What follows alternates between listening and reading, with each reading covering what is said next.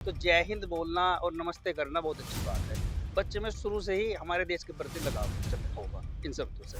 सरकार ने अभी देखिए आदेश स्थगित किया है 2 2 महीने महीने के के लिए। लिए किया है। 2 महीने के लिए स्थगित किया है और देखते हैं आगे क्या होता है। फिलहाल हमें प्रशासन ने जैसे आदेश किया है हमारे डीएम साहब के स्तर से, तो हमें उसे मानना चाहिए। और ये भारतीय संस्कृति से परिलक्षित होती है, दीदी कहना, भैया कहना और गुरुजी कहने से। जो स्थगित का प्रोग्राम है, अभी 2 महीने के लिए हुआ है। हमारी जो समस्या है, हम डिजिटल अटेंडेंस के खिलाफ नहीं है। हमारी मांगे हैं 30 सीएल, 15 सीएल, 15 हाफ सीएल, पुरानी पेंशन, कैशलेस चिकित्सा। भारतीय परिधान में ठीक है, इस तरह के जीन्स टी-शर्ट जो है पाश्चात्य संस्कृति के पोषक है। हम इनके खिलाफ हैं और इस चीज़ के हम फेवर में है कि भारतीय परिधान का ही वहाँ पर प्रयोग होना चाहिए।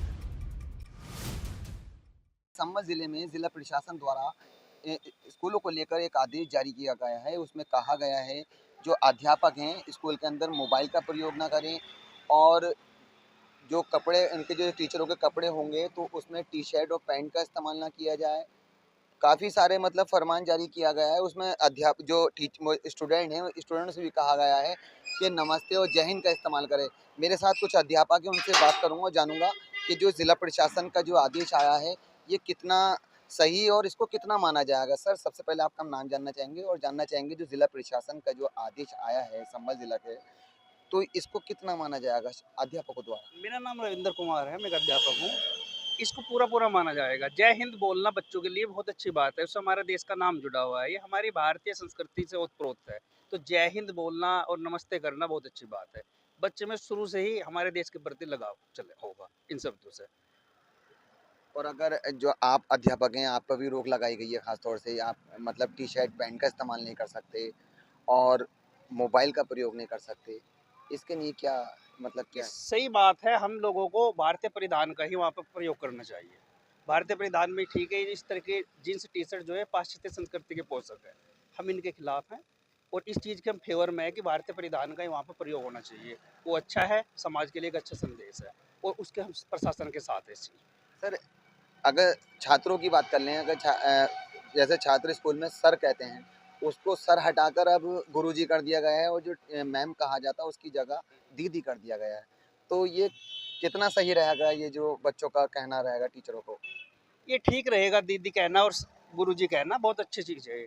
ये जैसे गुड मॉर्निंग बोलते थे, हम सर बोलते थे, ये पश्चिमी सभ्यता का एक घोतक शब्द है और ये भारतीय संस्कृति से परिलक्षित होती है, दीदी कहना, भैया कहना और गुरुजी कहने से। हम इसके फेवर में हैं, हमारा यही मत है। सर, आपका नाम जान लेंगे? मेरा और नाम सचिन कटारिया है। कटारिया जी, आप अध्यापक हैं, जी, ठीक है? काफ़ी सारे बच्चे आपसे मतलब शिक्षा लेते होंगे। जी। तो क्या लगता है जो आप जिन बच्चों को शिक्षा दे रहे हैं वो इस आदेश को मानेंगे आपके, जो मतलब गुरुजी कहा कहना, दीदी कहना, जय हिंद कहना, नमस्ते कहना, तो उसके लिए क्या विचार है आपका? जी, मैं इसका समर्थन करता हूँ। हमारे प्रशासन ने जैसे आदेश दिया है कि गुरुजी बोला जाए और मैडम को जो है दीदी बोला जाए और हमारे विद्यालय में इस चीज़ को लागू भी किया जा रहा है और मुझे लगता है कि हम सभी को इसका समर्थन करना चाहिए। सर, बात कर लेते हैं अध्यापकों की। अभी सर से सवाल किया मैंने कि आप जो एंटर होंगे स्कूल में तो टी-शर्ट को जीन्स की मनाही दी होगी, लेकिन अब देखा जाता है जो आजकल का कल्चर है, जी, तो वो जीन्स और टी-शर्ट पे ही मतलब फ़ोकस रहता है लोगों का। तो ज़्यादातर देखा जाता है कि जो टीचर हैं, वो भी मतलब स्कूल के अंदर जो जाते हैं, वो टी-शर्ट का और आपका पैंट का इस्तेमाल करते हैं और जूतों का इस्तेमाल करते हैं, लेकिन जूतों पे, चप्पलों पर रोक लगा दी गई है, वहीं टी-शर्ट, पैंट पे भी रोक लगा दी गई है। तो क्या लगता है, मानेंगे इसको? जी, बिल्कुल मानना चाहिए क्योंकि हमारे भारतीय परिवेश के अनुसार जो भी हमारे प्रशासन ने ये आदेश दिया है वो बिल्कुल सही है और सभी को जो है पैंट शर्ट की वेशभूषा में आना चाहिए और विद्यालय तो एक हमारा जो है विद्या का मंदिर है, वहाँ पर जैसे आदेश दिया है कि भाई हम जूते चप्पल जो हैं दरवाजे के बाहर निकाल के तभी कक्षा में प्रवेश करें।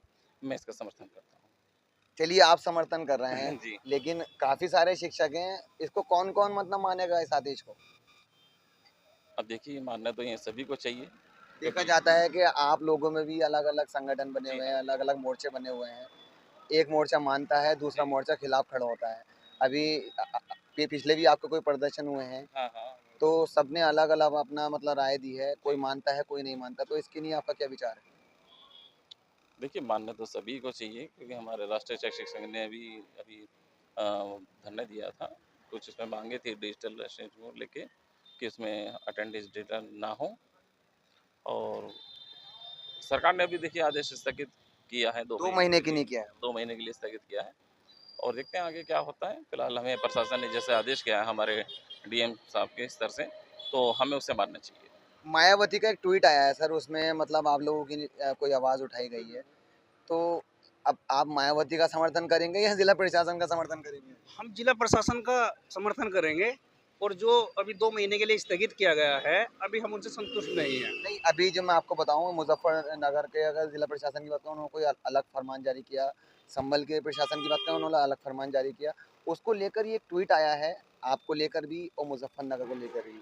तो आप मायावती के साथ जाएँगे, उनका समर्थन करेंगे या सरकार का ही समर्थन करेंगे या जिला प्रशासन का समर्थन? हम अपने प्रशासन के साथ हैं, प्रशासन का समर्थन करेंगे। और आपके लगातार प्रोटेस्ट चल रहे हैं, कोई पुरानी पेंशन को लेकर लड़ाई लड़ रहा है, तो कोई ओपीएस को लेकर लड़ाई लड़ रहा है। पुरानी पेंशन को हमारी लड़ाई जारी रहेगी और अभी जो हमारा डिजिटल अटेंडेंस के लिए चल रहा था प्रोग्राम, वो जारी रहेगा।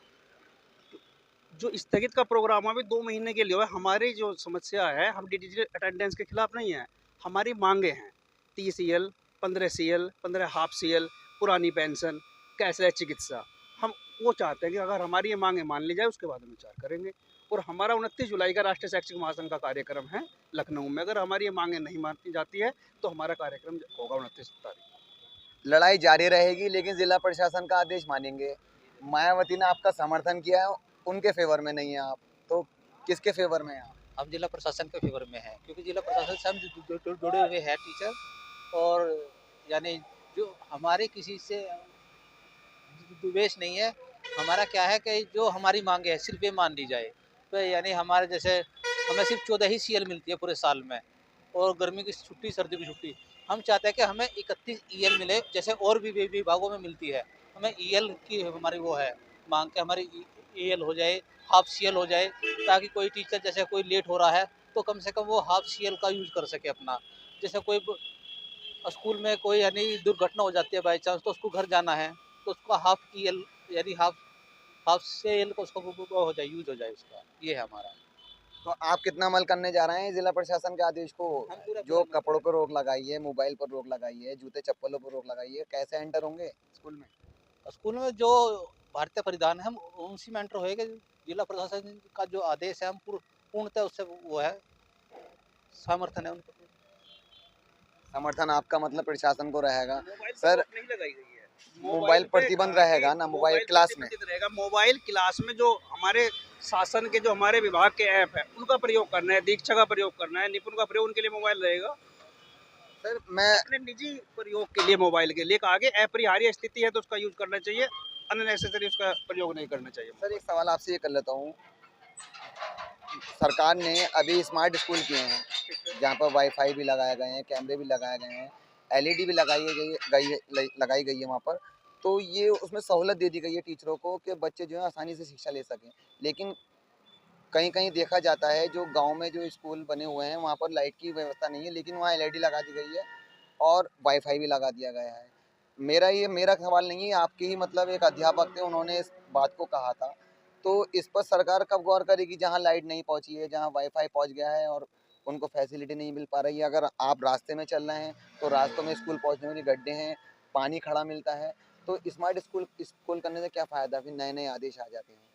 इसके लिए हमारी प्रशासन से मांग है कि पहले जो भौतिक वातावरण है, रास्ते वगैरह ठीक कराए जाएं, ठीक है। और जहाँ लाइट की व्यवस्था नहीं है वहाँ लाइट जरूर है, बिना लाइट के इन संसाधनों का कोई। आप संभल जिले के हैं, आपने देखा भी होगा, संभल जिले में काफ़ी सारे स्कूल हैं, यहाँ पे प्राथमिक विद्यालय हैं।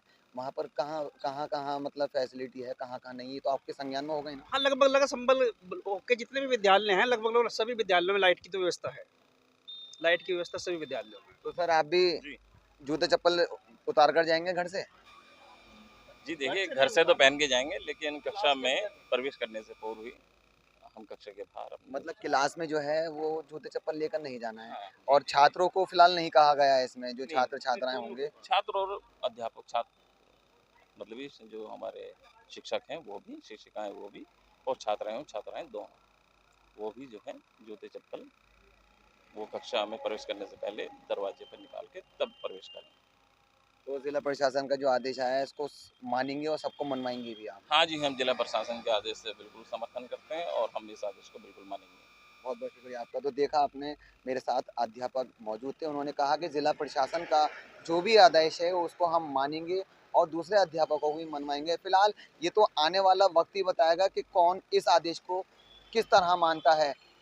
वीडियो जर्नलिस्ट तैयब मिर्जा के साथ फराज खान, द न्यूज़ 15।